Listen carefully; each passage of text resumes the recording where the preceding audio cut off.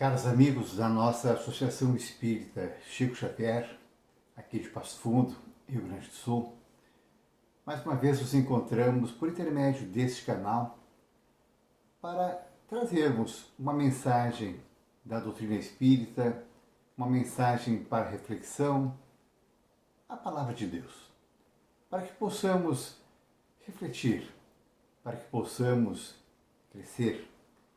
Então, convido aos irmãos para que neste momento nos recolhamos em nossos sentimentos, agradecendo a Deus pelo dia de hoje, agradecendo a Deus o dom da vida,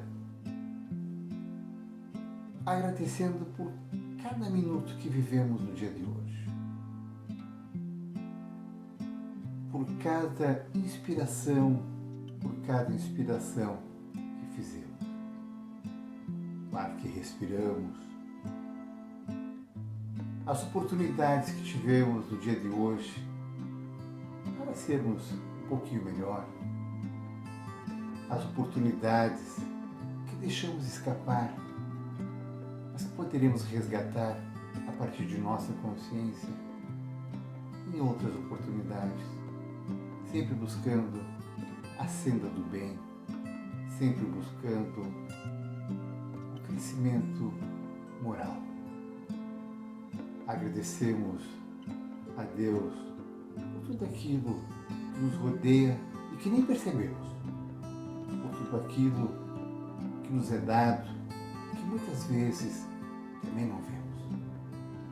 Deus está presente em nossas vidas a todos os momentos, nos amparando, nos intuindo, nos orientando.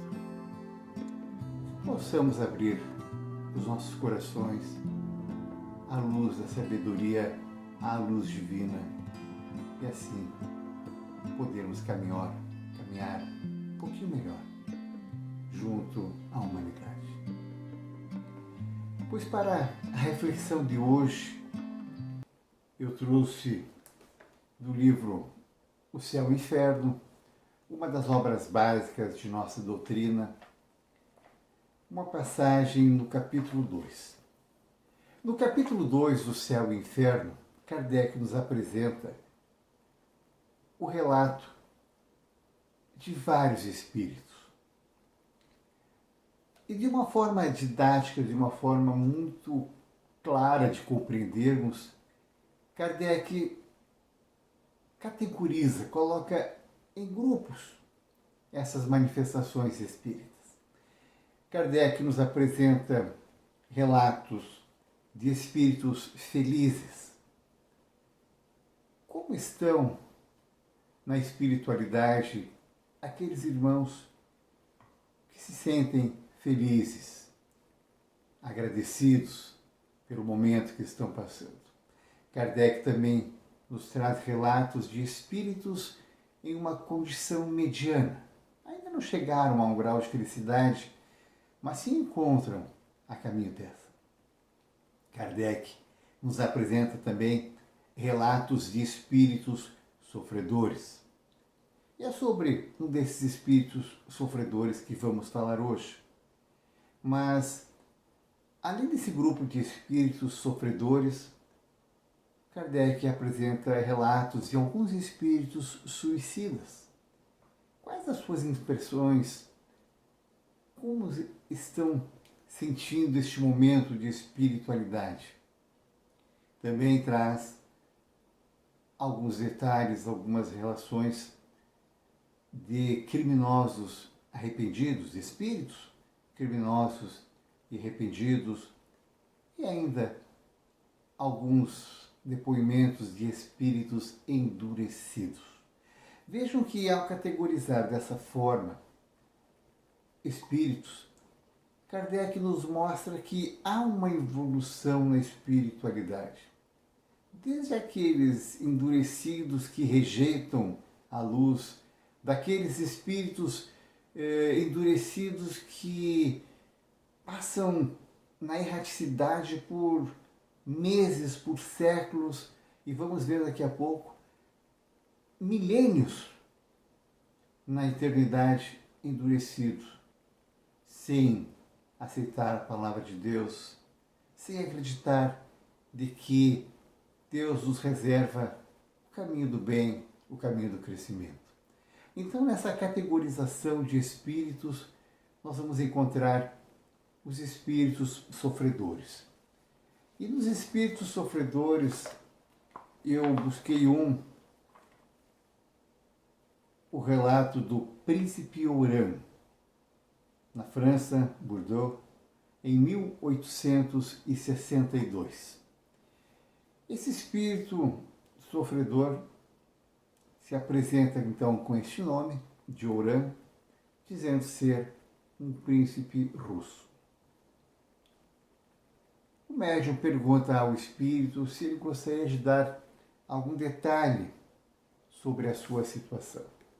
E textualmente eu vou ler, e é preciso ler para, nas palavras desse espírito, compreendermos. Ele começa por dizer: ó, bem-aventurados os humildes de coração. O reino do céu lhes pertence. Orai por mim. Bem-aventurados são aqueles que, humildes de coração, escolhem para passarem suas provas uma condição modesta. Não sabeis vós todo que a inveja devora? A qual estado está reduzido um daqueles a que chamai os felizes da terra? Então ele se declara como um príncipe, aquele que estaria talvez numa condição invejável para nós, terráqueos, e que, no entanto, como espírito, está na categoria de um espírito sofredor. Continua: não sabeis as brasas ardentes que acumulam sobre sua cabeça. Não sabeis os sacrifícios que a riqueza impõe quando se quer aproveitá-la para a salvação eterna.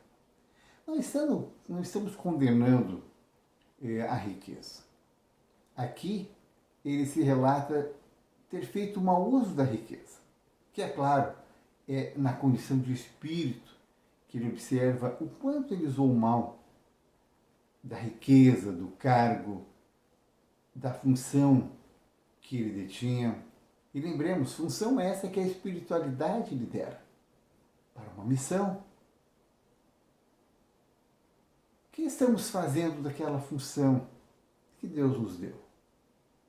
Nossa missão está sendo observada? Nossa missão está sendo bem encaminhada?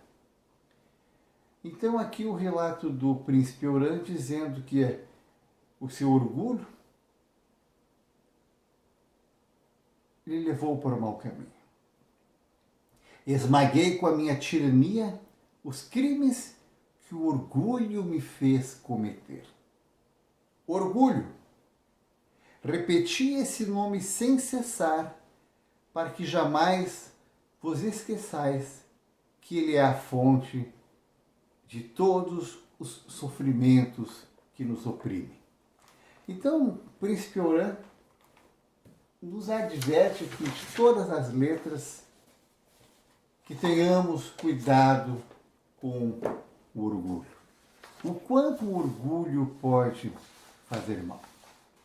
Vamos encontrar no Livro dos Espíritos a questão 785. E olhem, ouçam o que diz a questão 785. Qual é o maior obstáculo ao progresso? Pergunta Kardec. O maior obstáculo ao progresso é o orgulho e o egoísmo. Responde a espiritualidade. Quero falar do progresso moral, porque o progresso intelectual caminha sempre, e à primeira vista parece dar a esses vícios um redobramento de atividade, desenvolvendo a ambição e o amor das riquezas que, a seu turno, excitam um homem às procuras que esclarecem seu espírito. Então, recapitulemos. naquela questão, no relato de um espírito sofredor no céu e inferno, ele nos lembra a bem-aventurança da humildade. A primeira delas. Ali o príncipe Orã nos adverte: bem-aventurados os humildes. Por quê? Porque ele diz que foi muito orgulhoso. E por ter sido muito orgulhoso, ele ainda se encontra na condição de um espírito sofredor. Nos alerta: cuidado com o orgulho. E aí Kardec pergunta na questão 785, qual é o maior obstáculo ao progresso? O orgulho? O egoísmo? Então vejam que na medida em que um espírito nos traz essa informação, como podemos aplicá-la para hoje, para o nosso dia? É muito fácil ver e apontar o orgulho no outro. Mas e quando apontamos para nós? O que é que encontramos? Então, o Espírito Miramês, na obra que comenta o Livro dos Espíritos, ele diz que orgulho e egoísmo são dois monstros que devoram a sociedade. Eles causam uma lentidão na marcha do progresso. Aquela marcha que todos nós devemos fazer e estamos fazendo. Mas que o orgulho e o egoísmo nos seguram, nos fazem parar no tempo. E Miramês nos diz que o progresso moral quebra todos esses obstáculos. É claro que o progresso intelectual, também diz Miramês, vem em primeiro. Mas o progresso intelectual gera a necessidade do progresso moral. Os dois andam juntos, cada um a seu tempo. E é muito mais fácil buscarmos o progresso intelectual. Dá menos trabalho. Os resultados são mais imediatos. Já o progresso moral, às vezes, não conseguimos enxergar o seu resultado, ele é menos visível, ele é mais lento. Seus frutos são mais difíceis de surgir. Mas não devemos esquecer que o progresso moral está nos ensinamentos de Cristo. São os ensinamentos de Cristo que nos levam a essa caminhada do crescimento moral. Essa caminhada que o príncipe Orã disse ter sido difícil, na medida em que o orgulho e o egoísmo o fizeram caminhar mais lentamente. Quando no céu e no inferno o espírito Orã inicia dizendo bem-aventurados os humildes, devemos nos lembrar do Código do Monte, as virtudes do Sermão da Montanha, nessa maravilhosa obra que o psiquiatra, psicoterapeuta gaúcho Sérgio Luiz da Silva Lopes nos apresenta. Nessa obra, ele nos fala das bem-aventuranças, que estão lá no Evangelho de Mateus. Bem-aventurados os pobres em espírito, porque deles é o reino dos céus. Bem-aventurados os aflitos, porque eles serão consolados. Bem-aventurados os mansos, porque eles herdarão a terra. Bem-aventurados os que têm fome e sede de justiça, porque eles serão saciados. Bem-aventurados os misericordiosos, porque eles receberão a misericórdia. Bem-aventurados os limpos de coração, porque eles verão a Deus. Bem-aventurados os pacificadores, porque eles serão chamados filhos de Deus. Bem-aventurados os perseguidos por causa da justiça, porque deles é o reino dos céus. Então, no Código do Monte, Sérgio Lopes nos apresenta as bem-aventuranças. E qual é a primeira bem-aventurança? Não que ela seja mais importante do que as outras, mas a primeira bem-aventurança exorta a humildade. Humildade como derivativo de humus, aquilo que está no solo. E ao pé da montanha se encontra o mundo. Para que possamos chegar no alto da montanha, é preciso uma escalada, é preciso muito esforço, mas a base está no humus. A base está na humildade. Em sua segunda carta aos Coríntios, o apóstolo Paulo traz essa relação da importância que se dá àquilo que se vê. Porque falávamos antes que o crescimento moral ele é menos visível do que o crescimento intelectual. Paulo, no capítulo 4 da segunda carta aos Coríntios, versículo 18, nos alerta. Não atendendo nós às coisas que se veem, mas sim às que se não veem. As coisas que se veem são passageiras, e as que não se veem são eternas. Então, aquilo que o crescimento intelectual pode nos proporcionar é passageiro, é efêmero. Aquilo que o crescimento moral nos ensina é eterno. Carregaremos com o nosso espírito. Aquilo estará incorporado a nós. Mas é óbvio que para que haja um crescimento moral, um crescimento intelectual, precisa precedê-lo, já o dissemos. Mas o importante é termos esse cuidado. Porque crescimento intelectual podemos estar fazendo agora, na medida em que ouvimos, assistimos a esse vídeo, onde traz uma mensagem de Kardec no livro Céu e Inferno, onde se debatem duas questões do Livro dos Espíritos, onde se discute também essa mensagem de Sérgio Lopes, do Sermão da Montanha. Isso tudo nos permitirá um crescimento intelectual. Agora, qual a prática que damos a essa intelectualização? É a prática do crescimento intelectual que se manifesta em ações de amor, em ações de caridade, em ações de humildade, em ações que evitem o orgulho e o egoísmo.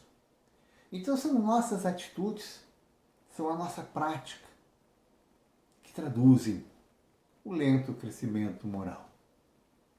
Lembro-me que cresci ouvindo um ditado que minha mãe dizia: mais vale a prática do que a gramática.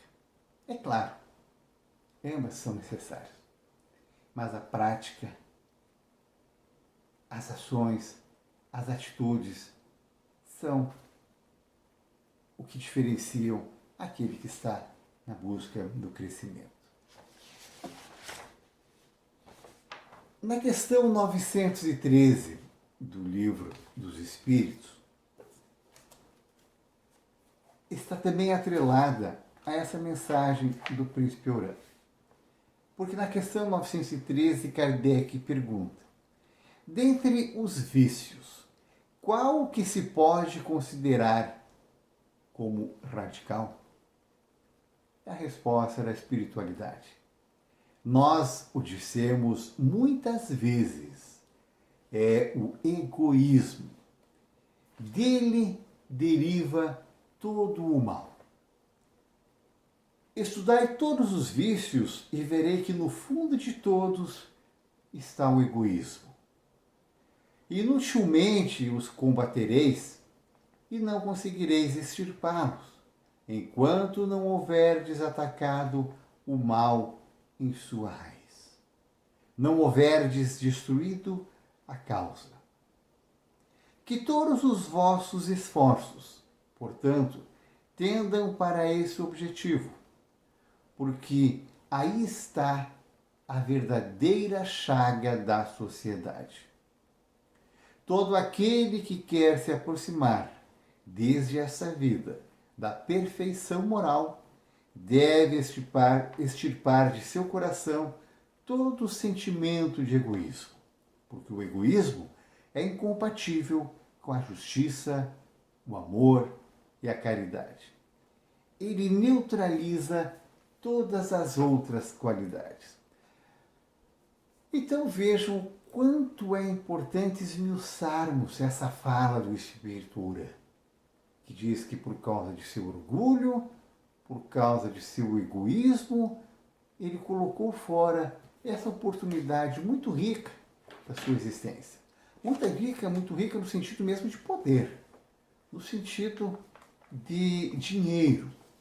Porque depois, e quem estuda a doutrina espírita sabe, que há um momento, vamos chamar de um acerto de contas, de um balanço, daquilo que fizemos na oportunidade que Deus nos deu, da vivência, para nosso crescimento intelectual, para nosso crescimento moral. O que fizemos daquela experiência que tivemos? Vamos trazer para agora. O que estamos fazendo dessa oportunidade, do dom da vida que estamos tendo? Então, o príncipe Oran diz aqui em algum momento que ele viveu a época do imperador Marco Aurélio. Claro que ele está falando de uma de suas vivências. Marco Aurélio foi um imperador romano que nasceu no ano 121 e viveu até o ano 180. Marco Aurélio hoje chamamos de livro, né? Mas ele não escreveu com a pretensão de um livro. Marco Aurélio escreveu um livro chamado Meditações. Hoje todos dizem as Meditações de Marco Aurélio, porque na verdade Marco Aurélio foi um imperador romano, mas ele era um filósofo. E como filósofo, ele se recolhia à sua tenda durante as expedições romanas e fazia suas anotações, suas meditações. Em nenhum momento ele pretendeu que isso virasse um livro. A gente está falando de algo do século II. Isso só com a invenção da prensa, do Gutenberg, é que virou livro. Esses manuscritos foram passando, de alguma forma, de mãos em mãos, e só mais tarde transformou-se em livro. Então Marco Aurélio tem uma grande importância para a filosofia, uma grande importância nessa obra que ele deixou sobre meditações. Há muita espiritualidade, é um livro muito interessante de ler. Há muita espiritualidade no imperador Marco Aurélio, que mesmo sendo um imperador, conseguiu ser um homem de bem, na acepção da palavra espírita mesmo. Então, aqui nosso príncipe Oran está dizendo que uma de suas encarnações foi aquela, a época de Marco Aurélio. E ele reconhece que sucumbiu, que não conseguiu êxito naquela vivência por causa do orgulho. Sucumbi pelo orgulho, causa de todas as quedas. Então ele está nos trazendo esse relato de que o orgulho lhe colocou naquela condição. E que mais tarde, ele também diz aqui, ele conseguiu retornar como um pobre estudante. Mendigava o pão, mas como estudante teve crescimento intelectual. E por esse crescimento intelectual ele se tornou muito importante, mas usou o mal desse crescimento intelectual e se deixou vender, e se deixou perder mais uma vez por orgulho, por ser muito inteligente, tornou-se mais uma vez muito orgulhoso. Então aquele orgulho que nosso príncipe Oran disse ter sido a sua perdição naquela encarnação como príncipe, tendo uma nova oportunidade, tornou-se um intelectual e novamente o orgulho lhe derrubou. Então vejam o quanto é importante termos noção, termos conhecimento de que, como diz Kardec, né, o orgulho, grande chaga da humanidade. E só para encerrar essa parte aqui desse espírito, ele diz assim: depois de errar por séculos, quis experimentar uma vida obscura. Errar por séculos, para nós, na doutrina espírita, espírito errante, a essa definição que Kardec nos apresenta, é aquele espírito que está buscando um encontro. É aquele espírito que está entre, vamos dizer assim, é aquele intervalo entre uma encarnação e outra. Ele estava na erraticidade. Mas me chama a atenção esse relato. Depois de errar por séculos.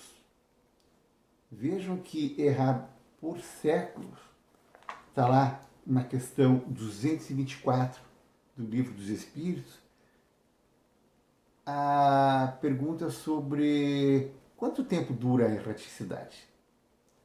Kardec houve a resposta de que pode durar algumas horas, mas como pode durar milhares de séculos? Puxa vida, um século é 100 anos, milhares de séculos. Quantos séculos, séculos e séculos um espírito pode estar na erraticidade? E aqui foi o orgulho que deixou esse espírito na erraticidade. É importante retomarmos a questão 913, que trata do egoísmo, porque nos comentários do espírito Miramês, ele diz que o egoísmo encontra-se na profundeza das almas. Todos nós temos egoísmo. Egoísmo, se formos buscar uma interpretação na etimologia da palavra, ego, o eu, não é? Ismo, o sufixo ismo, trata assim de uma idolatria. Assim como o tabagismo é a idolatria do tabaco, do cigarro, alcoolismo, a idolatria do álcool, egoísmo é a idolatria do eu. Nós estamos falando aqui de autoestima, porque, óbvio, amar-se, amor próprio, autoestima, são valores necessários, respeitáveis, consideráveis. Agora, quando se trata de egoísmo, há uma idolatria, passou dos limites. Então, o egoísmo, todos nós temos incrustado em nós. Todavia, quando há esse desequilíbrio, quando o egoísmo nos inspira para o mal, é porque nos leva a esquecermos os outros. Quando olhamos só para nós, egoisticamente estamos deixando de olhar para os outros. E ao deixar de olhar para os outros, como é que vou poder amar ao próximo? Então, o Miramês nos orienta que combater o orgulho e o egoísmo é o que nos leva ao crescimento espiritual. Mas de que forma podemos combater o orgulho e o egoísmo? Primeiro, é admitir que ele está em nós. É um mal e que devemos ser cuidados para não manifestá-lo. Combater o orgulho e o egoísmo. De que forma? Utilizando a inteligência e a razão para descobrir onde temos radicado o egoísmo. E aí voltamos a um tema que Joana de Ângeles aborda com muita propriedade, muitas vezes, insistentemente: autoconhecimento. E autoconhecimento só é possível a partir de autodescobrimento. Quantas vezes nos pegamos naquela situação: nossa, como fui fazer isso? Significa de que eu não estou sendo nem capaz de me reconhecer. Eu fico surpreso comigo mesmo. Como que eu fiz isso? É simplesmente uma manifestação de o quanto eu me desconheço.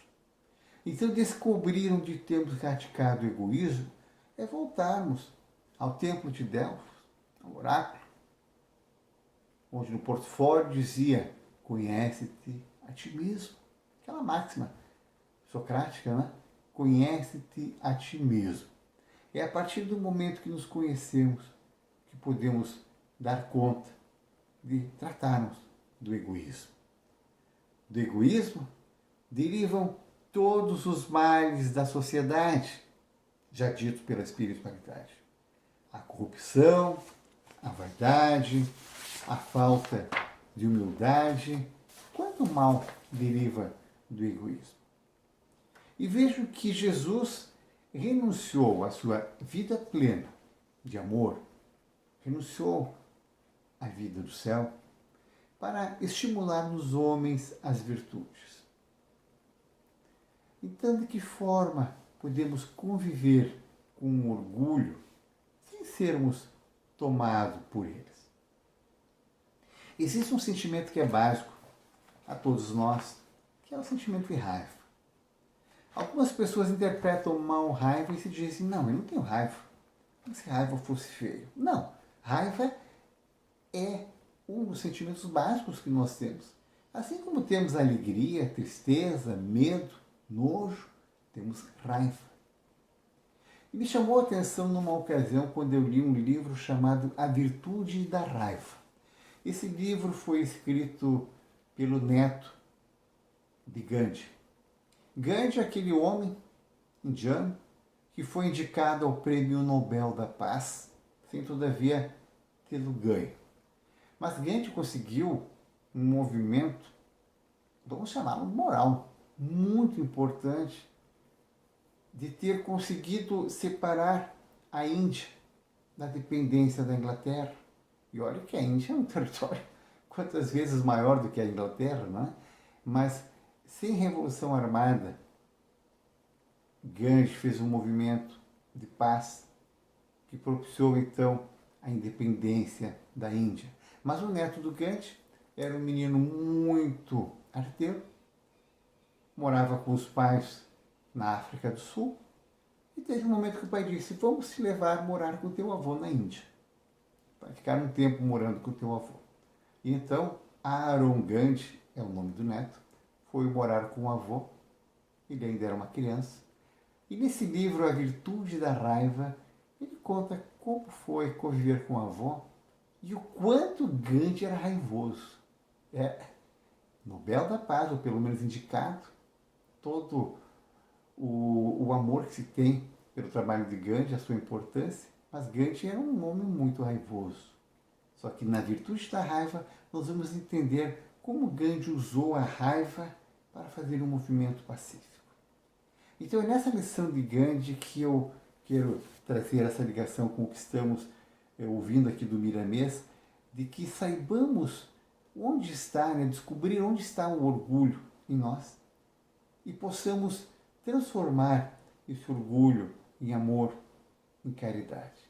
Diz aqui o Espírito Miramês, somente o amor isola essa praga. Esse terrível inimigo do coração. E Miramês encerra comentando essa questão, dizendo, Jesus ensinou a transformar o egoísmo em amor e caridade. Então veja que viemos falar do espírito muito orgulhoso, por isso trouxemos informações sobre a bem-aventurança da humildade, é a forma de combater o orgulho, não há nenhuma dúvida disso. Mas encerra então o guia do médium nessa questão do espírito sofredor de Orã. O guia do médium faz uma observação sobre o que foi essa manifestação desse espírito. E o guia diz assim, nosso Pai Celeste é cheio de justiça em sua sabedoria. Leva em conta os esforços que o homem faz para domar os seus maus instintos. Cada vitória obtida sobre vós mesmos é um degrau transposto nessa escala da qual uma extremidade se apoia na vossa terra e da qual a outra se detém aos pés do juiz supremo. Subi, pois, com ardor.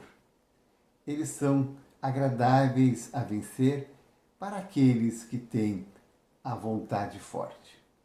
Olhai sempre para o alto para vos encorajar, porque infeliz daquele que se detém e olha apenas para trás. De que serve avançar ainda?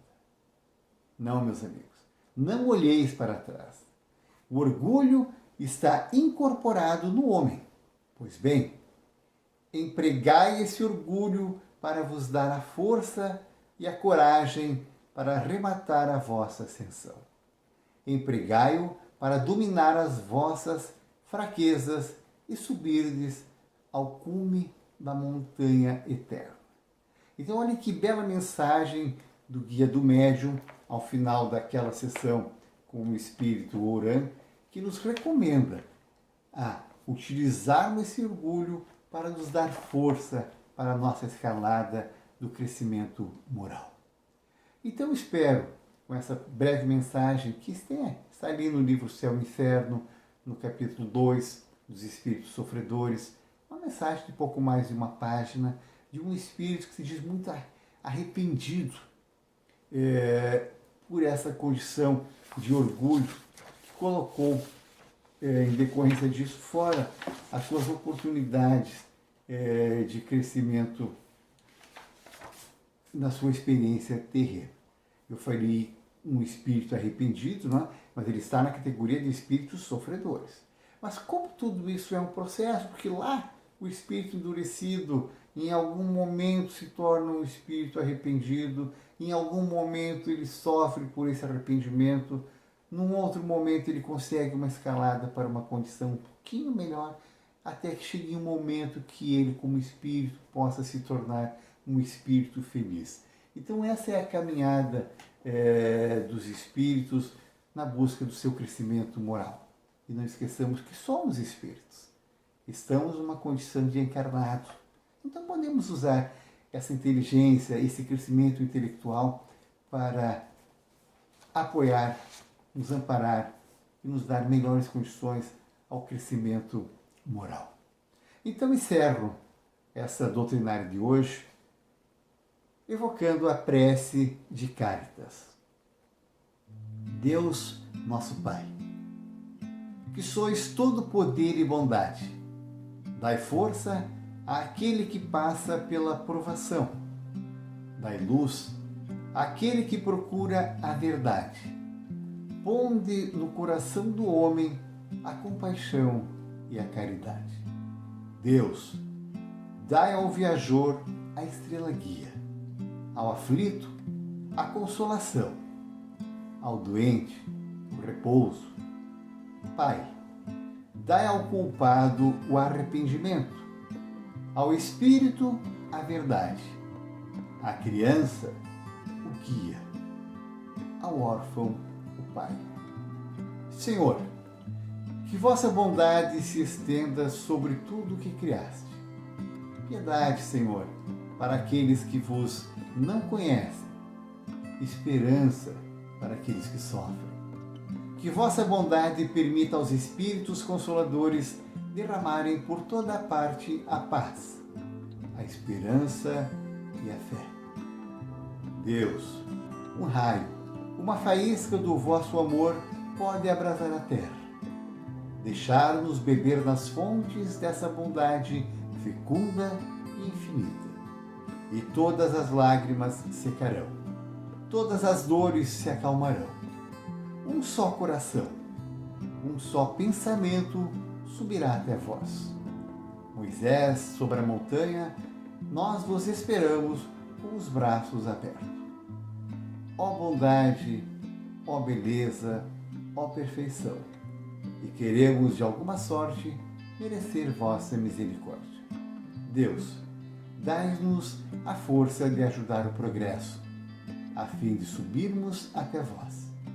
Dai-nos a caridade pura, dai-nos a fé e a razão, dai-nos a simplicidade que fará de nossas almas o espelho onde refletirá um dia a vossa imagem.